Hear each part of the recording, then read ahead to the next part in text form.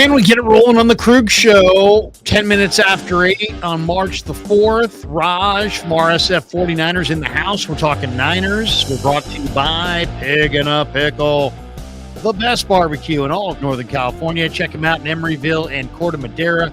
They're open 7 days a week from 11 a.m. till 8 p.m. or until they run out. And they do run out.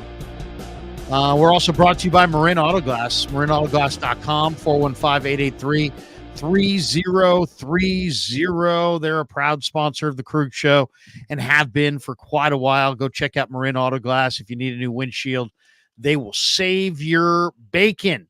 And we're also brought to you by Sharp Corner Sports Cards and Collectibles. With us for another month, 205 Cypress Avenue in Pacific Grove. Call Anthony Catania, 831-521-5264. And, of course, we can't forget Underdog Fantasy. Check the link in the description. Use the promo code KRUG, and they will match you up to your first $100. What's up, Raj? How are you, man? Good to see you. I'm good, man. I can't believe I realized that it's March. We're already in the month of March. This is crazy. Isn't it great? Good, yeah. I hate February, but I love March. Yeah, March is good times. You know, March is because March weather in California is like, it's almost like springtime. I mean, it's March around the country cold. March in the Bay Area, beautiful.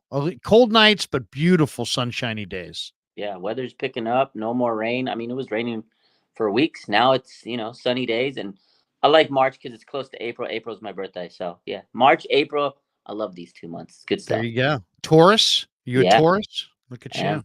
Look at you. I could tell you all about your sign. No, I can't. I really can't. My daughter can. I dated a girl one time who was like, you're a this sign. You're a that sign. I'm like, dude, I'm a stop sign for you. Please stop. Stop analyzing me. Stop analyzing me. She was beautiful too, but I just, there's nothing, once a bad voice will kill it. And you could be beautiful, but if you talk like this, that will kill me. And anybody who gets like too into like your horoscope, let me tell you about you. Don't. N10 says, how often are you eating pig in a pickle? What's the number one? I don't eat, even though I talk about pig in a pickle all the time, I usually only go there, 2-3 times a year. To my man Damon, and because I don't want to eat them out of business. I want to tell people about it. I don't want to go there and he never lets me pay. That's the other thing. The guy is just, I'll walk in there and I'll be like, Damon, hey man, I can pay. He's like, I got you. I'm like, oh, all right. What can I say? I'll eat for free if you twist my arm. But how often do I go? I would say I go maybe quarterly, maybe 4 times a year. Oh. And I love the brisket chili is amazing. I'll go brisket sandwich. Sometimes I'll go pulled pork sandwich. I always get a bag of potato chips if I am in Marin because they only make them in Marin. The potato chips, I don't know that there's ever been a better chip. I usually get a little potato salad. Which is really, really good. Maybe a little root beer. I like a little root beer, a little sweet root beer. My wife loves the kind of the barbecue chicken salad. Just amazing. She loves it. And my kids love the white cheddar mac and cheese. Oh, that's good. That's what they love. White cheddar mac and cheese. Are you a mac and cheese guy? Yeah. When you said that, I was like, ooh, that sounds good. I would probably get that and some brisket, and I'd be happy as can be. Oh my god, yeah, it's good. White cheddar mac and cheese, brisket, nap. Oh, done. There you go. You got to make that happen soon. Yeah, seriously. And Raj, you could go into Pig in a Pickle anytime and just drop my name. And I'm going to tell my daughter if we're going to get some free barbecue this week. They'd probably set you up. You could say I'm an original OG on the Krug Show. I'm a regular. Damon would be like, "What the heck? Sit down." Let's go. But he's a great guy, and they have a great restaurant. And the only way you get a great restaurant is you work at it. You work at it. It's as simple as that. In fact, I went to a place yesterday with Damon Bruce for his little meet and greet with the fans, the Halfway Club on Mhm. Geneva in the city. Really cool little neighborhood bar restaurant with a patio in the back and great food, killer beer, a bunch of beers on tap. Check it out, Halfway Club on Geneva, right there, kind of sandwiched, kind of between, like north of Brotherhood Way. Mhm. Wait a second, Geneva? No, maybe no. Excuse me. Yeah, well, Brotherhood Way to Alemany to Geneva. It's about maybe 10 block, maybe 4 or 5 blocks away on the right hand side. If you're going from Geneva and Mission down to the Bayshore, are you Okay. familiar with? Yeah, yeah, I know there. I'll check it out. To check. What was it again? It's called the Halfway Club. It's near. It's near. Crocker Amazon. Okay, I got some places to check out, man. I love good You food. ever played ball at Crocker? Yeah, I've been around there. Yeah, yeah, good spot, good spot. I one time gave up a Titanic home run to a kid in the 6th grade. I threw all I had fastball, and his name was Wayman Strickland. We were friends. He had incredible athlete, and he hit it over the fence in the 6th grade, and Wow. it was like big boy dimensions. I don't remember exactly what it was, but it was a clout. It was a clout. And I remember sitting there going, man, I threw everything I had there and he hit it a mile. So there you go. All right. We want to get into a bunch of Niner topics, and we only have really an hour to do so. We're trying to keep these things to an hour or less. Let's start with my man, Rohan Chakwarthi. And Rohan, if I butchered the last name, damn me. But Rohan's a good dude. And he has an article up right now. I think it's 49er Web Zone. Let me double check that. He works for But or it might be Niners Nation. Let me see. Is he a Niners Nation? Yeah, it's Niners Nation. Excuse me. Sorry, Rohan. Niners Nation. Rohan Chakravarthi. And I hope I didn't butcher that, but now I've butchered it two He different did. ways. I butchered it. I definitely have butchered it because I said it two different ways. But he's got an article out why trading Deebo Samuel this offseason is becoming more of a realistic move for the Niners. And when I heard that, I was like, oh my God. And I know Rohan's going to do his homework on this, and I know it's going to be kind of a lengthy piece. But Raj, let's start right there. I mean, before we get into the details, what do you think of the notion of moving Deebo Samuel this offseason? All right. First off, you did butcher the name. That's my boy Rohan Chakravarti. So that's my boy. We've hung out a lot of times. I love Rohan, but I'm gonna push back on this one. You might take the other side, but I get it. I know there's a lot of people saying, "Oh, they got to pay Brandon Ayuk. They got pay this guy. How are they gonna keep them both?" Simple. Deebo Samuel, he signed a 3-year contract. They're gonna make it happen. They could restructure it. But this offense, did you see this offense struggle without Deebo Samuel? And I know a lot of people are going to point to the Super Bowl and say, "Oh well, he had 11 targets. He played through a hamstring injury. This guy is the engine, the catalyst." And a shoulder, right? I mean, Correct. we whole he left the Green Bay game. I asked Kyle what's up with the shoulder, and he's like, it hurts. So I mean, he either had a labrum or a rotator cuff, a fracture, a dislocation, a partial. I mean, he had something. I mean, there was something he was playing with shoulder wise. I mean, he played through injury, and I know a lot of people are saying, "Oh, he's always banged up." This, and that. He's a big part of this offense. He's a catalyst. Regardless, he still had 12 touchdowns this season. This was a really good season for Deebo. Over 1,000 yards of scrimmage. Like I know people say he's not the traditional receiver, but he has 19 touchdowns receiving, 19 touchdowns rushing for the 49ers. I mean, this guy set records, in terms of wide receivers running touchdowns. This guy's important for the 49ers. When they had him out in the regular season, they were losing games. Kyle loves this guy. Kyle handpicked him. He was his receiver during that 2019 draft. Like he took Bosa and Debo. Those were the cornerstones, the pillars. I think Kyle's going to have a hard time to sit there and wrap his mind around trading them. I'm sure they're going to field calls. I mean, it's due diligence season, Larry. People are going to call. People are going to throw offers. But I don't see Kyle Shanahan trading away Debo. I really don't. I mean, It's one of the most touchy conversations among all of us 49er fans. Are they going to trade Debo? No. Are they going to trade Ayuk? What? No. Are they going to trade JJ? Oh, you can't move JJ. Do you see where I'm going with this?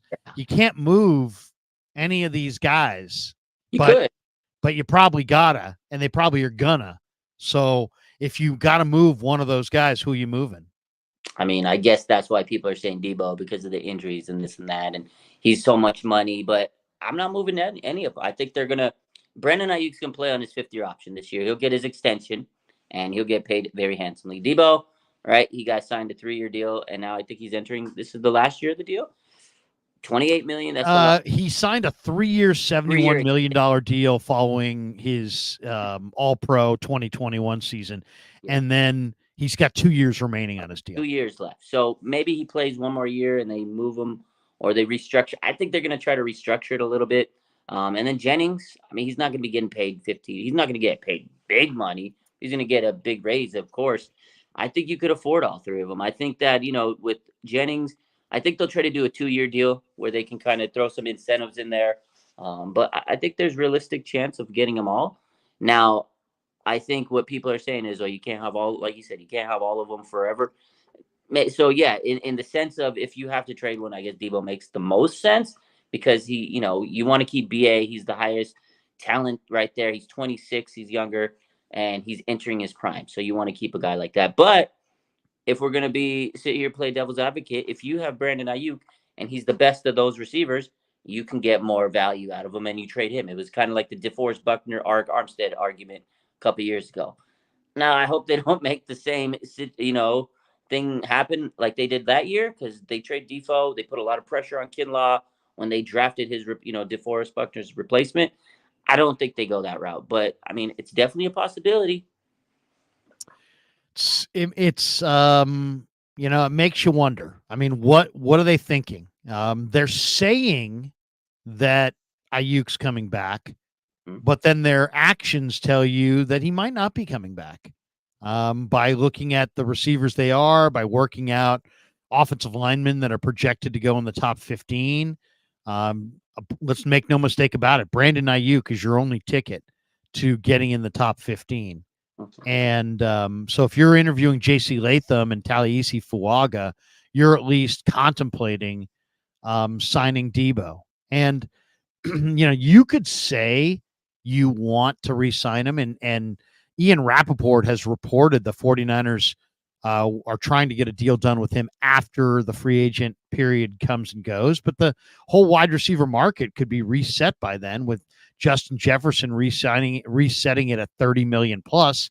And Debo was an all-pro this year. So, or I should say Ayuk was an all-pro this year. So, is Ayuk going to want $30 million? You're already committed $28 million a year to Debo. You're going to go, then you got JJ sitting there. You're going to commit $60 million to 3 wide receivers. I mean, I don't know if that's the wise move.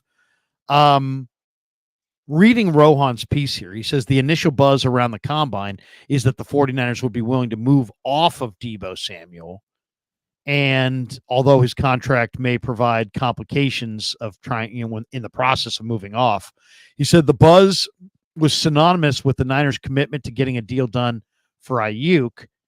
And so maybe the Niners are going to pick the younger receiver, which would be Ayuk, as the focal point going forward. And then Rohan writes the biggest concern with Debo is the hefty contract that still has 2 years remaining on the 3-year extension. In 2024, he's got a cap hit of $28.6 million. That's second on the team to Trent Williams. They've never tried to restructure Debo, or at least they haven't yet. And he's got guaranteed money allotted to his deal. The Niners would only save $2.1 million if they cut him prior to June 1st. So it's interesting. I mean, it's like he's kind of throwing out the way it could happen pre-June 1st and post-June 1st. And I guess if you do it post-June 1st, the team can spread the dead cap hits over 2 seasons, which makes it a little bit more palatable to move on after June 1st. But if they move on with a post-June 1st cut, the Niners take a $11.4 million dead cap hit in 2024, $15.1 million dead cap hit in 2025. So it's If it's post June 1st, that's pre June 1st. Or no, that's if he's traded post June 1st. Oh, If he's moved post June 1st via trade, the 49ers would take on a $6.6 million dead cap hit this year, 15.1 next year. either way, So, cost them. I mean, if they trade him before, to me, it'd be if they are going to entertain this and trade him, you got to do it before because the draft's coming up next month. So you'd want to make sure you have some type of, you know, replacement in line. And free agency is coming up next week. So, I mean, I think it'd have to kind of be moving quickly and in line with what you said about Rappaport, right? He said yesterday that they do want to sign Brandon Ayuk too after the free agency. So if I mean you get the timeline created here, you trade Debo before free agency or during free agency before the draft. You get your draft picks. You draft a wide receiver, or maybe you get a wide receiver in free agency, re-sign Juwan Jennings, and then you sign Brandon Ayuk, and there you go. So that could be what happens, but I don't know, man. Either way, you got a lot of money that you got to commit to these receivers. well, and then they met with LSU's Brian Thomas. They met with Texas's Xavier Worthy, who just ran 4.21 at the combine. Those guys are probably going in round one. Yeah, They met with Xavier Leggett. He's probably going late round one after he ran 4.3. Troy Franklin from Oregon, as well as Rice's kid, Brendan Rice, Lad McConkey, McCaffrey's brother, Luke, Jalen McMillan from Washington. Yeah. Do the Niners? Here's the question, I guess. Do the Niners need a better route runner? You know, they struggled against the Chiefs in man to man on Super Bowl Sunday, and McDuffie owned Debo, and Snead shut down Ayuk for the most part. When Ayuk did beat him, the Niners couldn't get the ball to him. What do you think? I mean, is Debo's route running? What do you think of his effort? What do you think of his route running? I mean, there definitely to me was an injured Debo late in the year, so I would cut him a little bit of slack. yeah. I don't know. I mean, there's a lot of this is where the Niners are going to have to make some tough decisions, and there's going to be a lot of unhappy people. How do you? I mean, if you had to move on from Debo, Ayuk, or JJ, who are you moving on from? It's tough. I mean, people are going to hate me for this because I would actually move on from Juwan Jennings. If we're going to be honest, Debo is better than Juwan Jennings, 100%. I love Juwan. I think he's fantastic. He's a clutch player, would have been the Super Bowl MVP. But if you're going to sit there and say Debo Samuel, who's arguably an MVP type player a couple years ago, removed the wide back, he offers so much versatility. There's nobody who can replace Debo Samuel. He plays like nobody's business. Juwan Jennings, 7th round pick, he's played fantastic, but he's not a route runner. You want to talk about route runners? Juwan Jennings is fantastic. Great hands. He's blocker, willing blocker. He's amazing. But out of the three, he's probably the lesser of the three. I know I'm not even saying anything bad about him because I love Jennings and I hope they bring him back. Brandon Ayuk's the best of those three, talent wise, pure receiver. And we're going to talk about route running. Brandon Ayuk's a fantastic route runner. Now I know Debo.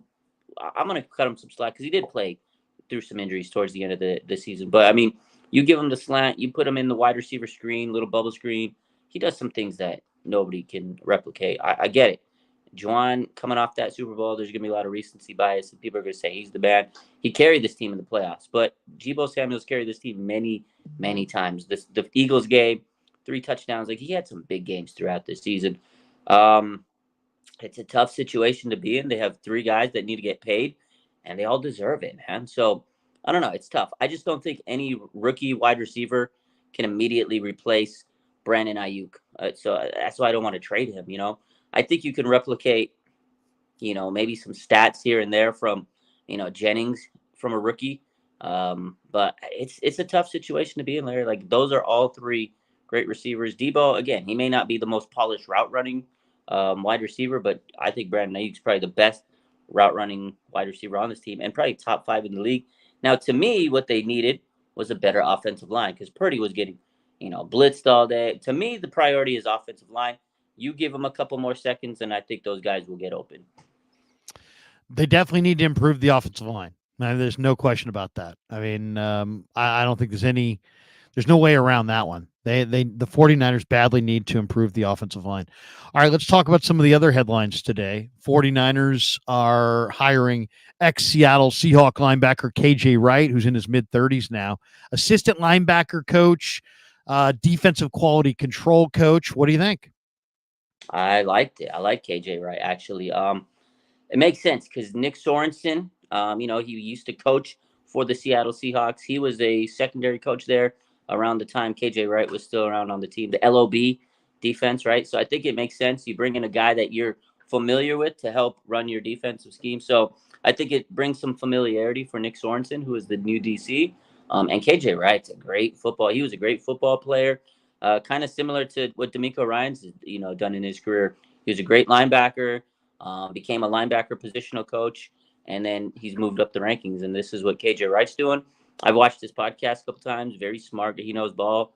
I think this is going to be a good hire. And I think I was watching his podcast today, and you could tell he was just so happy to have this opportunity as a coach. To me, that's great. You have a good young head coach. He's very green, very excited. I think that's going to help this young team. The young linebackers they have, D Winters and Jalen Graham, like those guys are new and they need someone that's really ready to teach them. And this guy said he can't wait to go out there and put drills together for all the linebackers and things like that. So I think it was a great hire. And again, you give some familiarity for your new DC. I like it. Starks says, and Starks last week set me off, so I'm bringing Starks back in. He says, Starks says, I agree. I would have called Bowman. Well, Bowman is already hired by the Chargers. Yeah. So he's Jim Harbaugh's guy. No question there. So, I mean, if they could have had Bowman, maybe, right? I'm going to save this one for later because that's a good comment. All right, let's jump to another topic here. And there's a bunch today, so we're going to move fast.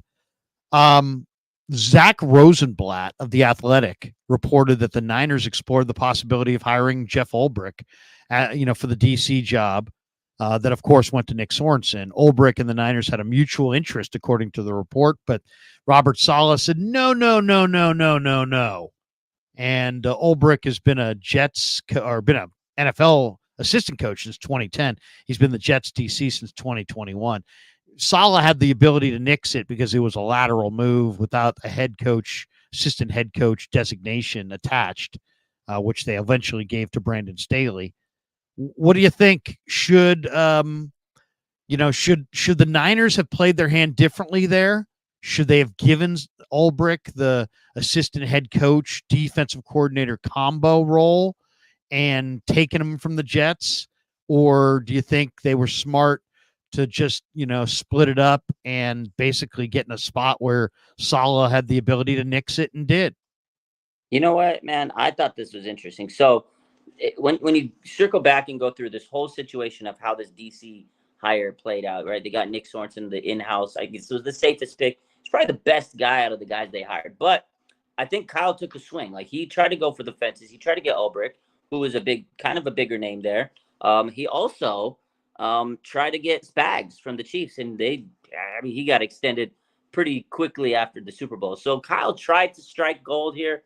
I mean, shout out to Kyle for trying to take a lateral move from Saleh. His former defensive coordinator said, I'm just going to take him from you. I like that Saleh stuck up for himself. Said, no, you're not going to take my guy without giving him a promotion. I think the Niners, if they really wanted him, they should have gave him some type of promotion, given him the head coach designation, the assistant head coach designation. But, Kyle wanted to have a couple more options. I think he really liked Staley. And I don't think the media would have liked it. I don't think the fans. So I think there would have been some pushback. So I think he knew he couldn't make Staley as the DC because of his past with the Chargers. But I think he wanted to bring him in because he's going to be there to help mentor Sorensen, right? He's a first-time DC, but you get a guy who was a DC and a head coach, and now he could kind of guide Sorensen. So I don't think with Ulbrich, you're not going to need that. You got a guy who, like you said, since 2010 been coaching. He wasn't going to – Saleh's not going to let that. So I think it was kind of good for Saleh to step in there. I wish we would have got Ulbrich, but you got to give him the head coach or the assistant coach position. And Kyle tried to have the best of both, where he tried to have his cake and eat it too, Larry. Well, I mean, I'm not as going to be as critical on the Niners. Why? Because look where they were. The entire cycle had already happened. Guys had already moved. I mean, they had already there was and they offered it to Belichick. He declined. They offered it to Spagnuolo. He declined. They tried to get Ulbrich. They didn't want to make him the assistant head coach. So Saleh had the ability to nix it and did. Sorensen, I don't know a lot about Sorensen, so we'll just have to wait and see. 2 years on the Niners staff, but as far if you want to have continuity, it's hard to have continuity and bring in a coordinator who didn't hire his D line coach, his linebacker coach, or his secondary coach. And those guys all know your culture, and the guy coming in doesn't. In some ways, maybe Sorensen, the fact that he knows the Niner culture, maybe that's better. Maybe that's a better situation. Yeah. Okay, let's hit the next topic. Dan Graziano, a lot of NFL combine rumors coming out of Indy. ESPN's Dan Graziano is reporting the 49ers have at least some interest in re-signing Chase Young, who may, they say, have to take a 1-year kind of prove it type deal to return to the Niners. I mean, they got to do something quick here. They got Bosa, they got Drake, they got Beal, and that's it. The rest of the guys, Farrell, Gregory, Chase Young, they're all free agents. And you can't lean on all rookies, especially this year. I don't love the depth of the edge rusher class. I mean, there's guys throughout all 7 rounds of the draft that are viable and interesting, but I don't love them all. I only love a handful of them. The more I'm looking at it, the more I'm thinking. I love Muhammad Kamara from Colorado State. I love Javon Solomon from Troy, but there's not. I love Jonah Ellis from Utah. And they've met with all those guys, and they've met with Darius Robinson from Missouri, who I like, Austin Booker from Kansas. But it gets a little thin after that. It really does. So, what do you think of this one? I mean, Chase Young, if you told me after the NFC Championship Cadillac effort that he was coming back, I would have said, no way, no how. But in some ways, the fact that that thing got so publicized, everybody, I think it hurt his market and maybe made it more likely that he comes back here on a 1-year prove it deal. I love the way Chase played in the Super Bowl, man. His hair was on fire. What do you think of bringing Chase Young back for 1 year at low money? That's the only way I do it because he was inconsistent with us. I mean, before he came to the Niners, he was having a fantastic season with Washington. It was a contract year. He came to the Niners, so yeah, maybe there's a little bit of a transitional period. But that first game when he came in with the Jaguars, I mean, it was like, oh my God, we got this stuff. You got Bosa, you got Chase Young. He made a great first impression, Larry. So after that, he was able to kind of coast along the way, and people are like, oh, he's good. He has his moments. He's getting the pressures, but he did. He was very inconsistent. But that Super Bowl was exactly what he needed, I think. But I agree with what you just said in terms of, I think his, inconsistencies was very well documented throughout the year. And I think that will hurt his stock in the free agency market. I'm sure there's going to be teams that throw him money, but I feel like at the end of the day, his best chance, if he wants to really maximize himself, stay with the Niners, take a 1-year prove it deal, get a lot of incentives where, and I think if the 49ers are going to bring him back, it's going to be incentive laden and say, hey, look, you play this many games, you get this many sacks, you get this, da da da da da, you get this many millions extra. I think that's the way to play it. They do need edge rush depth because I agree. You can't just rely on rookies. Look what happened last year. They relied on Drake. They put a lot of pressure on that young man, and he got hurt and he couldn't carry the torch. So they definitely need to figure something out on the edge department because they have no depth right now in the D line. So I wouldn't mind it. I wouldn't hate it. But if they give him a 3-year deal, I'll hate it. I agree. No long-term deal. Keep the carrot dangling at all times. When you got a guy with questionable motivation, the last thing you do is give him a long-term deal. But if Chase wants to, come back and he likes the culture, I mean, I'd take him back. Bosa loves Um, Bosa likes him. I like him. The guy wears a $10,000 chain with a half a can of dip in the lip. I told him it's an awesome look, man. I mean, seriously, you're sitting there and you got all this bling going, and you're working just the biggest freaking lipper of all time. You got half a can of Grizzly up front, and you got 10 grand around the neck. I mean, that's a look. That is a look. I got bling for days, and I'm packing up. I'm packing in the lower tank. Right. If Chase Young wants to come back, I'm all about that. As much as I like Randy Gregory, I felt like he was a little too light for their scheme.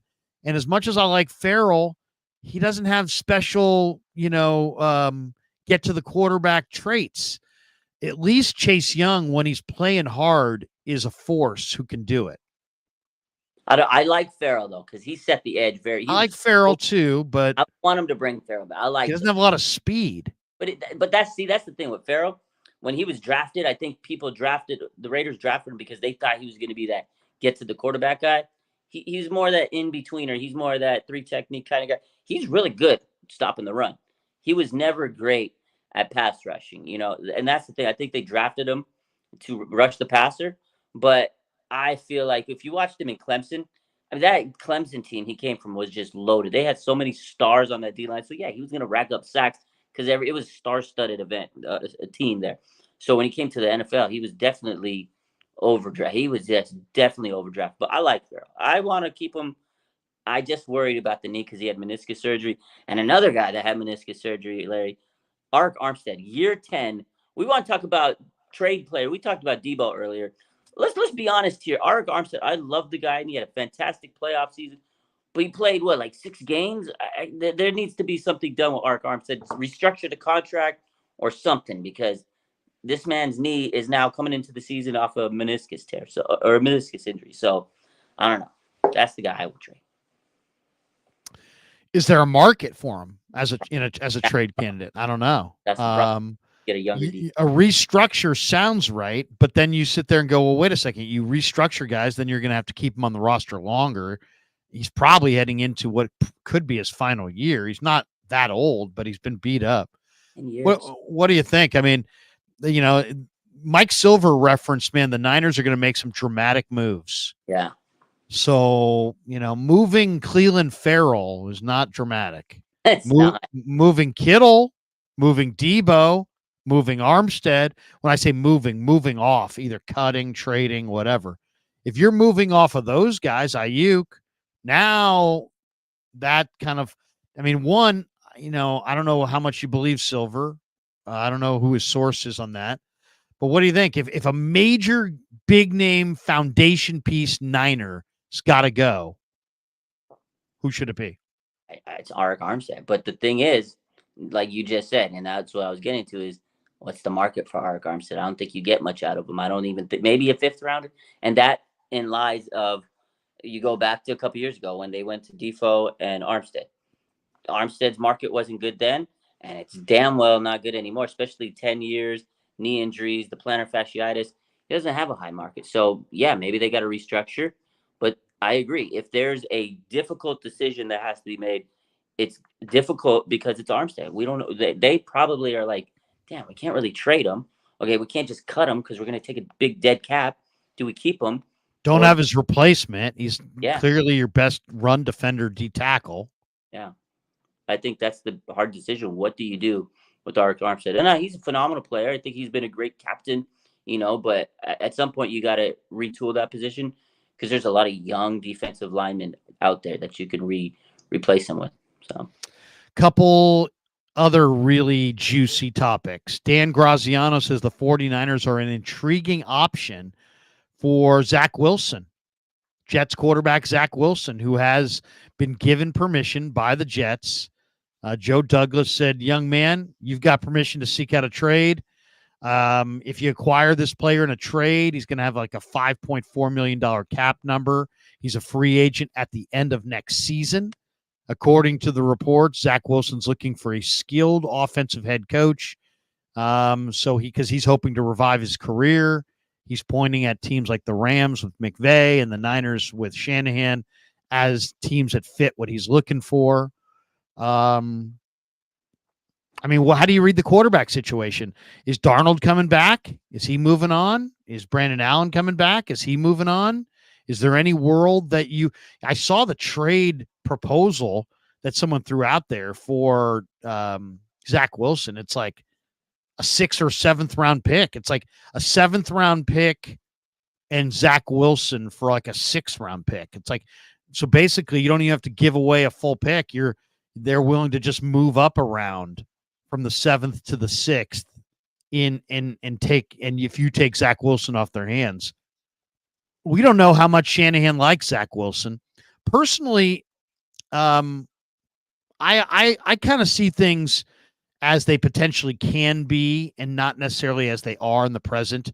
Other people see things as they are in the present and just don't ever, see anybody getting better down the road. But the reality is, there were a lot of Hall of Fame quarterbacks that weren't very good early in their career, including Steve Young with Tampa. I'm not saying Zach Wilson's a Hall of Famer, but I don't think he's awful. I'm looking at some of these young quarterbacks that were in that draft. Mac Jones, they're saying, is available for a 5th round pick. Zach Wilson for a 6th round pick. I'd almost rather take a shot on somebody who's failed from that 2021 draft as a backup than invest a pick in one of these rookies, who everybody thinks, every one of them, every year, everybody thinks that every rookie quarterback is going to be awesome. Have you noticed that?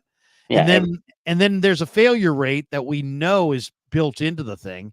And there's all kinds of these, Davis Mills and Zach Wilson and Trey Lance and Justin Fields. And you can trade for any of these guys right now, and you can get them for a relative pittance compared to what they went for on draft day. What do you think?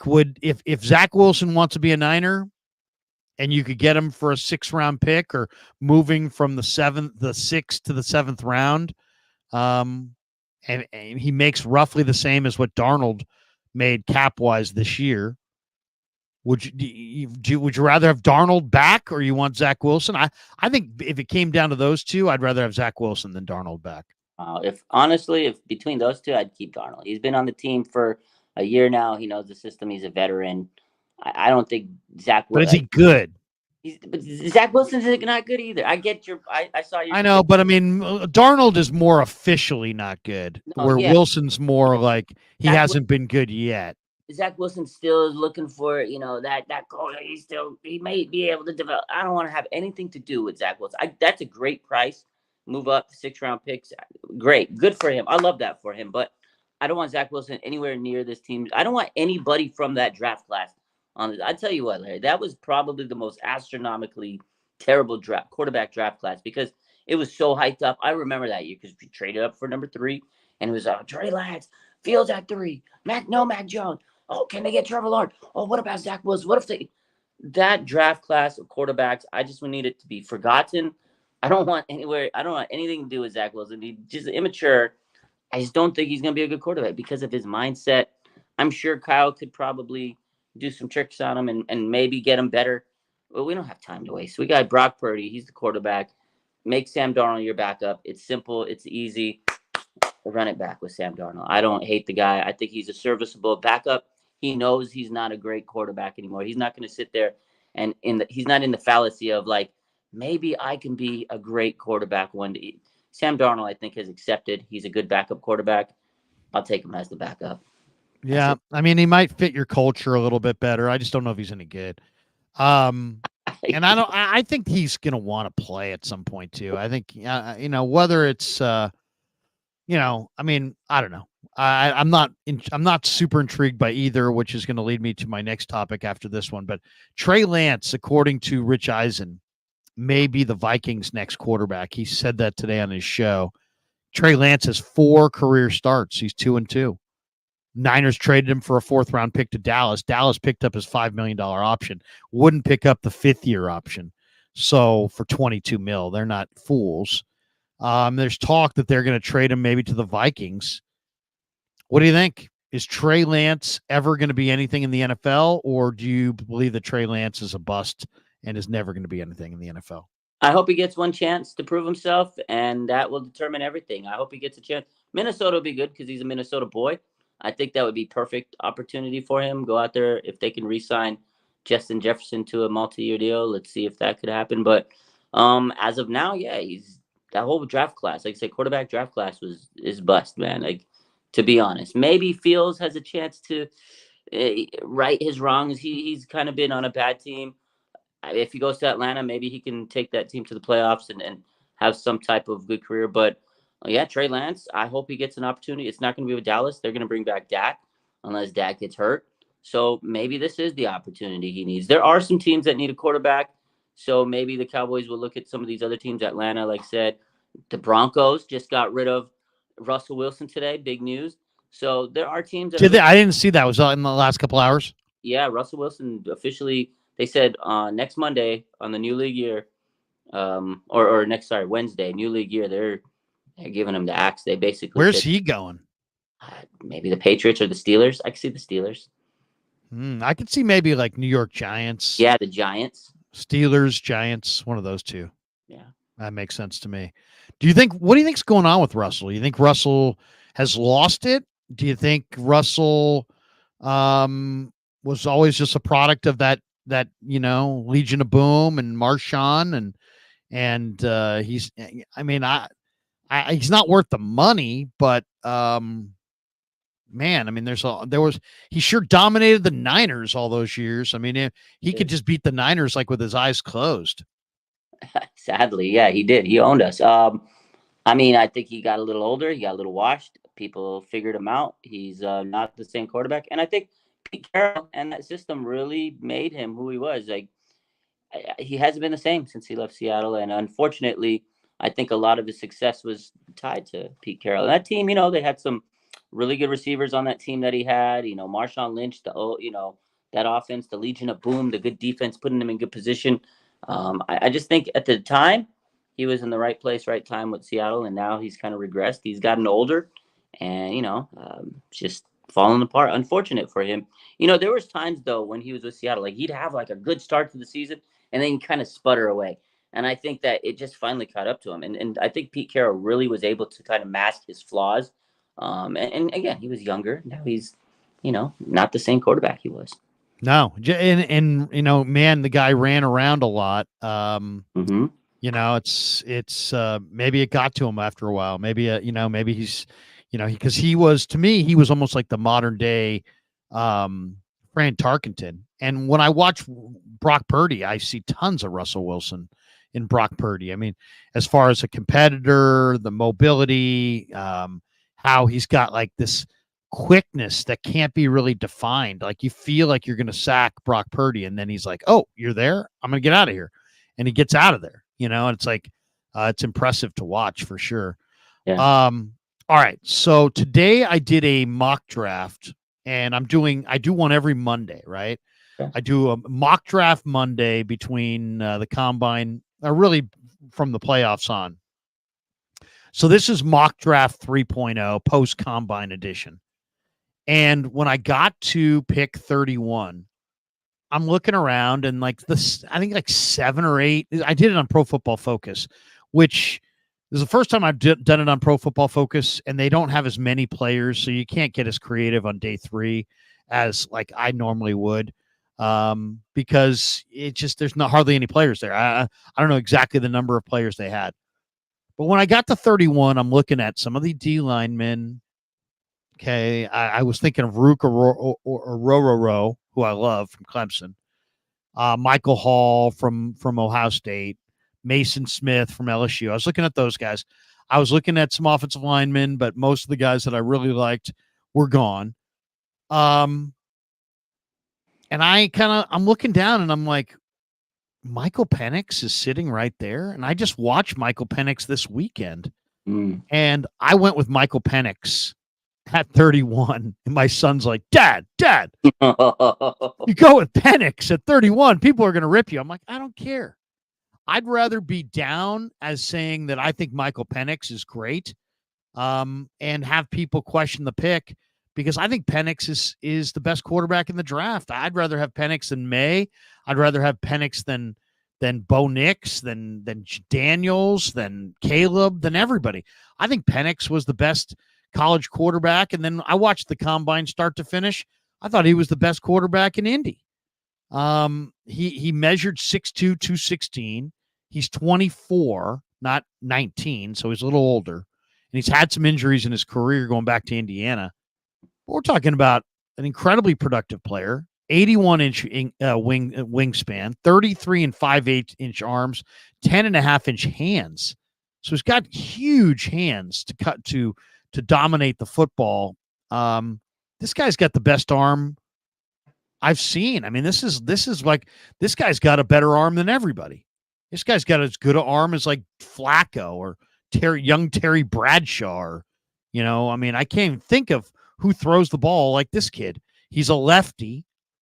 But I saw him on one of the windiest days I've ever seen a couple of years ago on a Thursday night game where the opposing quarterback couldn't throw the ball at all. They were like running it 85% of the time, and Penix was just throwing lasers, and it was just cutting right through there. I think Darnold's moving on. I put Penix down to the Niners. Why? Because the same reason they went with Trey Lance, and the reason that was a bad trade is they invested 3 picks on a high pick quarterback, and it didn't work out, and then they lost all those picks. Well, to me, this is the opposite. This is, you get a guy at 31, you stash him, you let Brandon Allen and him back up Purdy for a year, you show him off in the preseason. Odds are Purdy's going to miss a game or two. Maybe you throw him in there.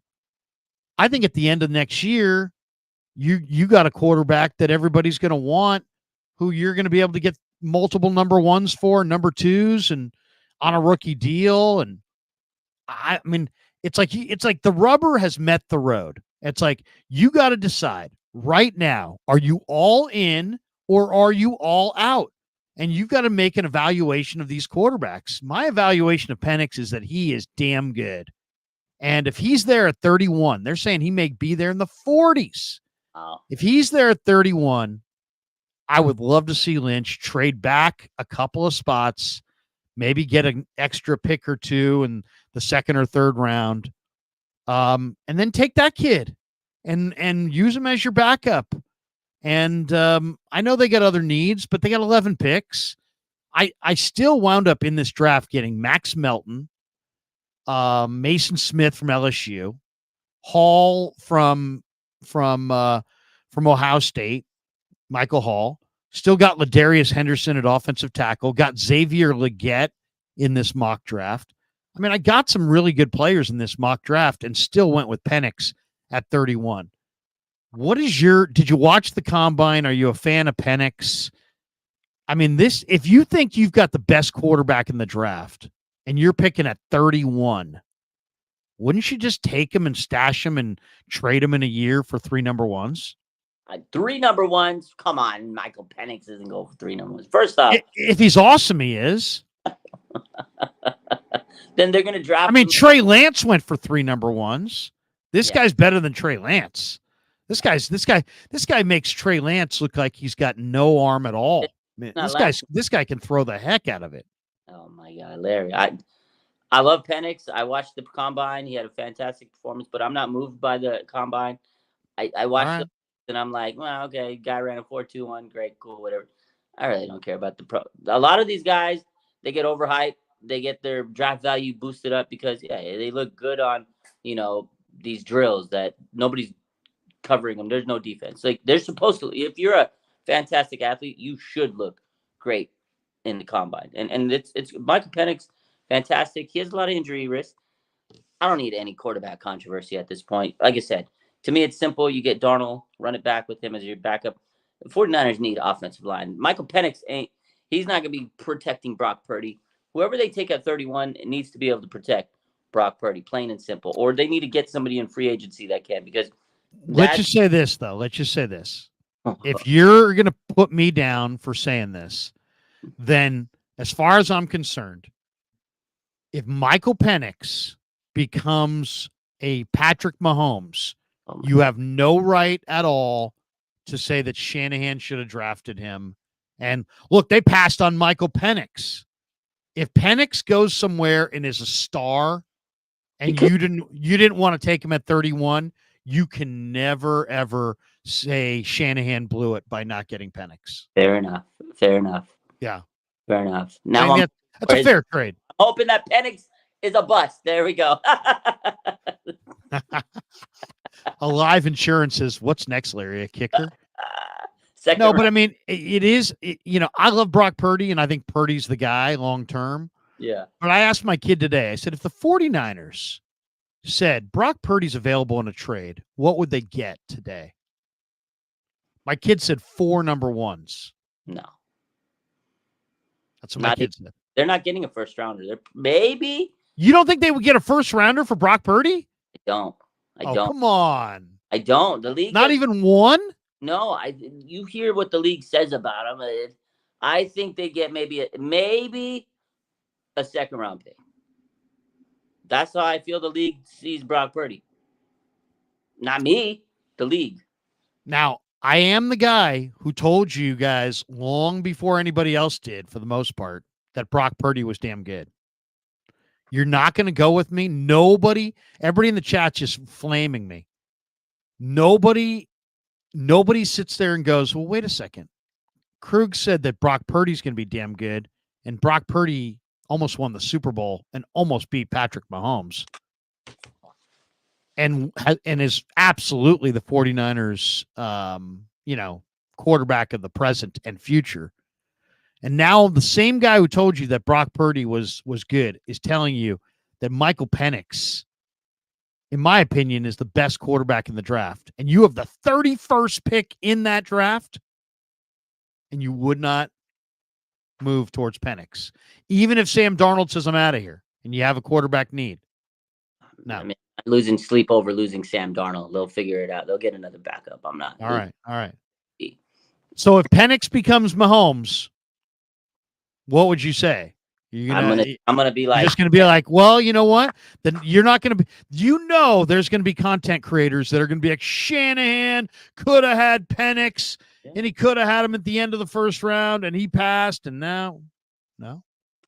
You're right. If Shanahan passes on him and he becomes the next great quarterback, Larry, I will send you dozens of flowers. I will not just give you I will literally send you flowers for being that right. I will give you all, but I don't see it happening. I think he's gonna be okay. I don't see him being this.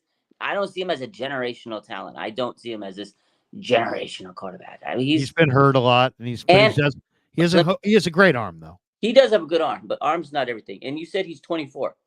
Most quarterbacks are 20 years old, so he's a man among boys. You got to remember that. Now he's getting to the next league, Larry, where they're basically his size or maybe bigger. So that's why I don't think he's like. He was a 24-year-old. Look at this, Alpha. You didn't hit on Brock before the draft, Larry. All right. When I brought Brock Purdy up on the radio in his rookie year in August, when I even suggested that he was good, it was like, oh, come on. Yeah. Oh, yeah, right. Yeah, Purdy. All right, here we go. Alive Insurance says your crystal ball is broken, Larry. We got this one. Max, the tax collector. Go home, Krug. You're drunk. The crystal ball is broken. Gen 3 Callie says, Larry, come on, y'all. Let me give you that Penix. Charlie Higgs. Oh, my God, Larry. Oh, my boy Charlie. What's the good? We got this one. Charlie's like, so many ifs there. Just saying. Penix is damn good. He's going to fall to the second round. Oh, my God. I can't believe he's going to be a second round pick. When he's better than these other guys, you can honestly say I had him in a mock draft. That's just how I feel about it. That's just how I feel. I feel like the 49ers could get Michael Penix, use him as the backup. By this time next year, you're trading him for 2 2s and 2 1s. And people are like, dude, John Lynch. Unbelievable. He turned the 31st pick in the draft into 1 year of a backup status, and then he got 2 1s and 2 2s. That's great. That's wishful thinking. That is great. I know. It's a big projection. That's a bold take. Bold take. That's what I'm here for. All right. Last topic. It looks like Lynch is at least open to the idea of John Feliciano coming back. And then when he was asked about Laken Tomlinson, he sounds like he's up for the idea of Laken Tomlinson possibly coming back. What do you think? Should Lynch one does the Feliciano throwing Burford under the bus make you not want to bring him back? Or was it the defending of Colton McKivitz that makes you not, actually want to bring him back? And then what do you think of Laken Tomlinson? Tomlinson was a good 49er. I think they traded a 5th round pick to get him. What do you think? Yeah, I mean, Would you like Tomlinson back? So first question, Feliciano, the whole Burford social media, it is what it is. He apologized. Lynch said he, has righted his wrongs. I get, Lynch said he owned up to that, and I respect that out of him. I want Feliciano back. He's a great player. He's like the Dan Brunskill 2.0, that Swiss Army knife type guy. I don't think he could have been a starter all the time, but he split reps with Burford. I think if he was in during that game and that critical junction, it might have been a different outcome there. A good player. Unfortunately, he got hurt during that game. But yeah, definitely. I hope they bring Feliciano back. Great depth. Guy that can compete as a starter. He adds great value to your offensive line. Laken Tomlinson, I loved him when he was on the Niners several years ago, but that was several years ago. He is a little bit older. I want a younger guy. I don't want a patchwork offensive line. I need elite players. Laken was good when he was here, but last year he wasn't that great. He let up a lot of pressures. He was one of the top offensive linemen in terms of sacks allowed. We can't be allowing that stuff. I love Laken. I get it. Cool, respected by the fans. He was very, durable. But I need elite players that are not going to let Brock Purdy get his UCL torn. I need guys that are good. I love Laken, but he's past his prime. So. Okay. Yeah, to me, I'm looking at that free agent guard market, and there's a lot of guys out there that I like. Nick Allegretti, I mentioned him. Had him on from the Chiefs. Damian Lewis from Seattle, like him. Sadiq Charles, Jonah Jackson, Robert Hunt, Mike Onwenu from New England, Kevin Dotson, Graham Glasgow, Kevin Zeitler.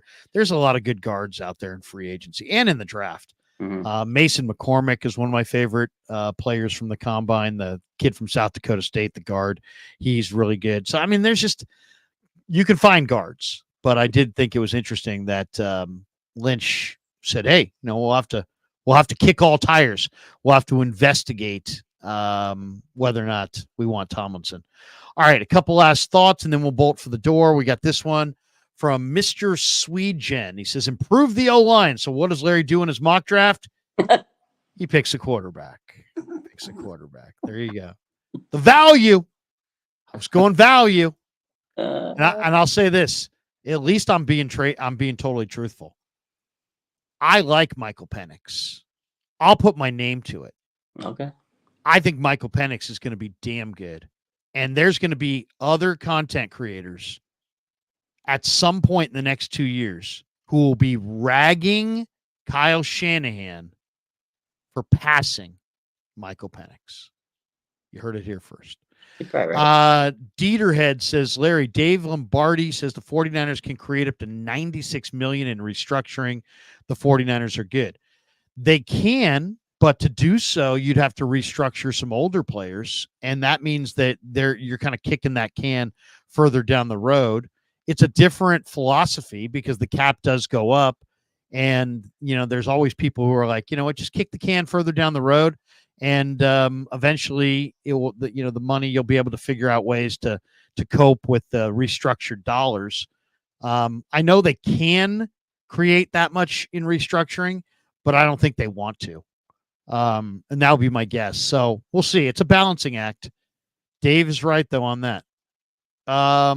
Whale and Wasp. Larry, how do you feel about my dude Frank Crum in the 6th or 7th round? Did you see Frank Crum Frank Crum is a blonde-haired 6'8", 6'9" offensive tackle who played for Wyoming.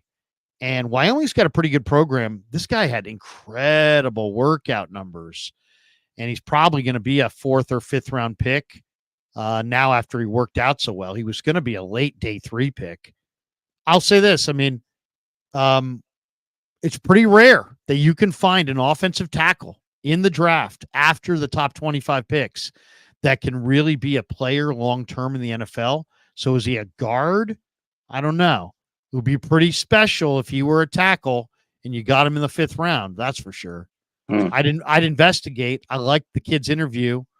Definitely got a great personality. He just got engaged to his girl. Seems like a good guy. I love that program at Wyoming. The head coach there was tough as nails. So interesting. Frank Crum. Definitely worth watching film on. Baby Radiance, is Purdy a franchise quarterback? I think so. Raj, what do you think? Is Brock Purdy a franchise quarterback? Absolutely. He set the franchise record in passing yards. He's a franchise quarterback. There you go. He's put up the numbers. He's got receipts. Derek, has anyone ever drafted a quarterback, had him sit, and then get good return on him? The one that I think of is, and he didn't sit, but he didn't star, was the Chargers, right? They drafted Drew Brees, and then they drafted Phillip Rivers, and they traded Drew Brees. Yeah. And Drew Brees became a Hall of Famer. I'll say another one. The Falcons drafted Brett Favre, flipped him a year later, got like a 2nd round pick or a 3rd round pick. It wasn't a good pick. Brett Favre became Brett Favre. That's true. There's an awful lot of Hall of Fame quarterbacks that weren't very good at 24, 25. That's all I'm saying. And you know what? Let's be honest about this. If you can predict which quarterbacks are going to be good and which quarterbacks are not going to be good, you can really build your football team very fast in the NFL. Because that means you're staying away from all these bust 1st round picks that, the history's littered with. And you're picking, if you can find the good quarterback in later rounds, let's just say the Niners, let's say Trey Lance was awesome. He was their franchise guy, and he's still their franchise guy. Do you know what the Niners could have done for their franchise by identifying Brock Purdy at the end of the 7th round and just having him show little things here and there, even if he only got a little run here, a little run there? I mean, you can really help your franchise quite a bit. If you can identify which quarterbacks are great and stay away from which quarterbacks are going to be busts, you can build your team faster. It's the fastest way to building your football team. That's all I'm saying. If you knew how to figure out a quarterback, you'd be a GM, you'd be Super Bowl champion GM. That's the hardest part, is figuring out which quarterback's going to be. Dallas Cowboys had Steve Walsh and Troy Aikman. Traded Steve Walsh. I think got some decent picks in return. Went with Troy Aikman. The rest is history. Right? Yeah. Troy's a Hall of Famer. HB Gaming says, why doesn't Raj ever go on the Cone Show? I don't know. I've asked. I've put it out there. I just think timing. He does his shows when I'm usually working or whatnot. So I think a lot of it's just timing, honestly. But Are you beefing? No, why would I beef? No. I'm just busting chops. Creators. I'm just joking. Yeah. Beefing. Is there bad blood there? Yeah. Is there a reason that you're not going on? Nothing. No. Just timing. All right. There you go. Raj doesn't have bad blood. Krug, bad blood. Raj, no bad blood. Raj is a very positive human being. Raj, you have one final thought. I will leave it to you. We're an hour and 3 minutes into our live stream. You know how much I enjoy streaming with you. We got 500 people in the room. We're hanging out. It's a Monday night at 9:15. You're going to get on with the rest of your night. I'm going to go make a couple videos and see if anybody in my house wants to talk to me. Raj, you got a final Niner thought? I brought up a bunch of topics, but you are your own content creator and develop all kinds of topics. That's why I go to RSF 49ers to figure out, what's being talked about Niner wise. Is there any anything Niner wise that we didn't hit that you think's kind of an interesting little nugget that we could hit before we jet? I mean, I think we covered everything, but obviously next week is the big week. It's free agency and it's the new league year next week. So I feel like the Niners are going to make some type of big move that we're not like last year. Javon Hargrave, and we were like, nobody saw that came out of like left field. That was crazy. I think Niners are going to do it again next week. I really feel there's a big move and nobody expects. I think there's going to be a splash. I don't know who it's going to be. I don't know what it's going to be. But for some reason, I feel like the 49ers are going to get a big time cornerback. I don't know why. I just have this feeling, this inkling, they're going to get a big cornerback next week. I do. I don't know. You know what? You are so on it, and I'm so glad. So this is why I'm glad when I sometimes throw the ball back to the guest and just say, "Hey, what do you think?" Because a lot of times you'll hit a topic that is a great topic, and you have a great take. I think that take is so spot on. I really do. I think the Niners are going to do this year in free agency what they did last year and the year before. They got 20 free agents. They're going to let 15 to 16, maybe 17 of them go. Yeah. But they're going to sign one big name free agent. Yeah. And I think you're totally spot on. I think it's going to be a corner. I was watching I was looking at Coach Yak's timeline today. He says that Bleacher Report says that the guy the 49ers have interest in is Jalen Johnson of the Chicago Bears. And I looked up Jalen Johnson, Raj. He's only 24. He's really relatively a young player. He's not at all old. He's got to be one of the youngest free agents in the history of free agency. Yeah. That's a great one. Yeah, here it is. Bleacher Report, Coach Yak. He says the 49ers just took the Chiefs to overtime in the Super Bowl. And while the 49ers do have some reliable cornerback depth, they ranked 5th in net yards per attempt allowed last season. And it says they have been in the market for a top tier corner. Jalen Johnson is projected to get about $16 million a year in free agency due to according to Spot Track. If you said to me, make a prediction on the Niners in free agency, I agree with Coach Yak. I think the 49ers are going to wind up with Jalen Johnson for a contract in that $16, $17 million range. I think he's going to be the one big name free agent they sign is going to be Jalen Johnson from the Bears.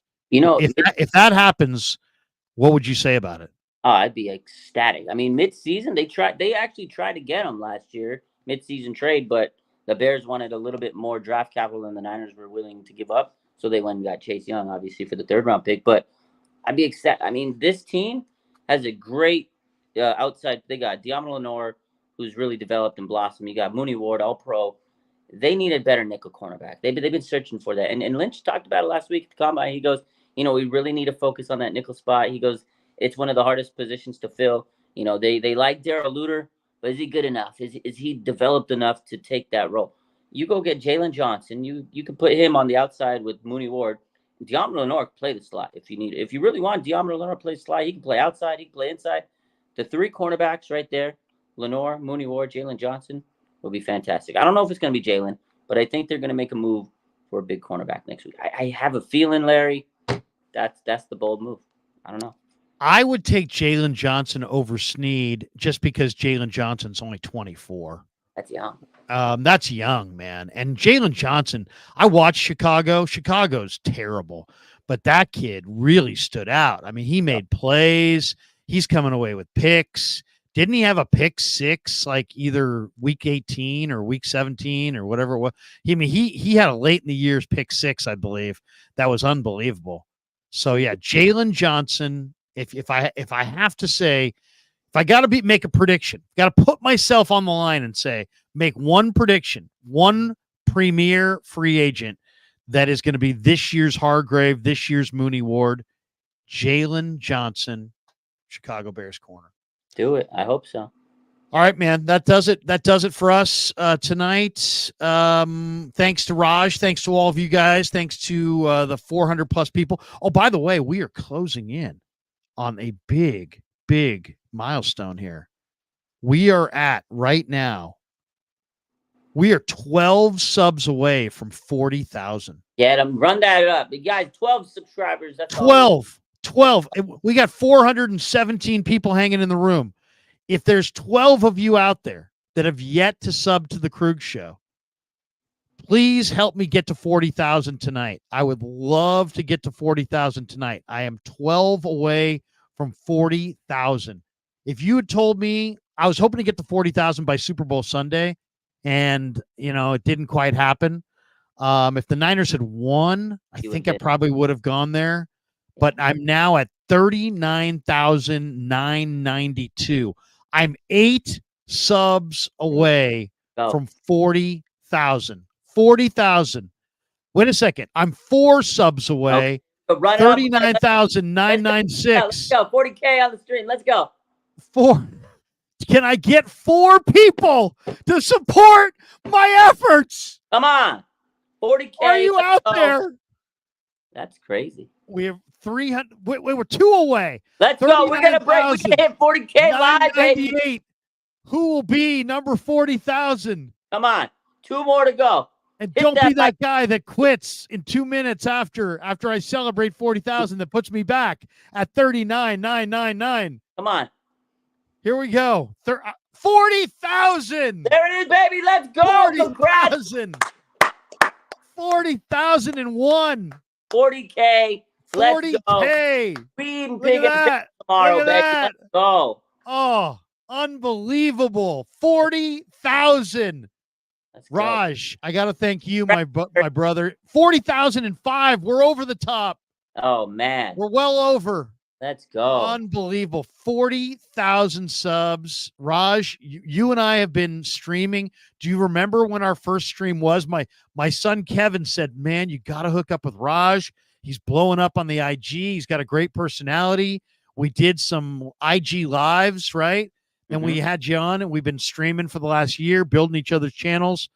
Raj, do you remember when we first got together? Was it over a year ago? Yeah. What did you have, like 8K or something? It was unbelievable. That's crazy. It was unbelievable. This has been an amazing year. 40,000 subs for the Krug Show. Proud of you. That's awesome. Dude, awesome, man. Next year, you'll be okay. Look at this one. Mark Rays, 40,000 for the man. Congrats, Larry. Member for 20 months. Thank you, Mark. Oh, man. Thank you, Mark. You can mute me, Mark. You can mute me. I'm joking because I used to give Mark the ability to mute Dan Coach Emilio on some of our live streams. It was awesome. Dan would just be Mark out of nowhere, be like, I think you ought to mute Dan. Dan would be like mid-sentence, mute. It was just awesome. It was amazing. All right. Hey, man, have a great night. Thank you for being here on a momentous night as we get to 40,000 subs. Where are you at as far as IG right now, Raj? Where are we at? Like 358. Yeah, it died down a little. Nobody cares. People are 358,000. At 358. I think if the season would have went the way we wanted it to be, I'd probably have 400K, but it is what it is. YouTube, we're at 23K. Twitter, we're at like 72. I don't know, something like that. 72. Dude, 23K on YouTube, and you only started it, what, a week ago Monday? No, I'm just joking. On you, yeah. Pretty, yeah. No, but it is. I mean, no, I'm joking about a week ago Monday, of course. But you did start it relatively recently, right? Yeah. I mean, when did YouTube start for you? I mean, I had to restart, and I restarted it around a little bit over, like around training camp time, like August. Dude, that's unbelievable. That is unbelievable. For Raj, I'm Larry. Have a great night, everybody. Raj, maybe next week we'll hook it up again. We'll talk real free agents. We're getting closer to the draft. Follow Raj on YouTube. Follow him on the IG. When I'm looking for headlines to talk about on the show, I go to Raj's RSF 49ers and I just scroll. I just scroll and just watch his stuff. He's the man. Thanks to all of you. Have a great night, everybody. Peace. Yeah, never met a man I've been scared of. Careful.